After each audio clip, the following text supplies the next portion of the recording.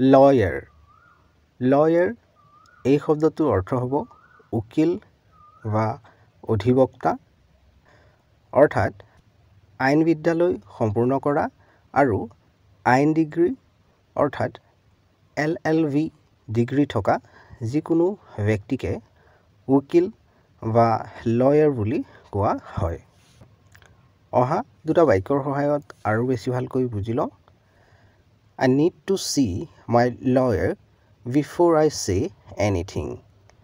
মই কিবা কোৱাৰ আগতে মোৰ উকিলক লগ কৰিব লাগিব A lawyer acts for his client এজন উকিলে তেওঁৰ ক্লায়েণ্টৰ হৈ কাম কৰে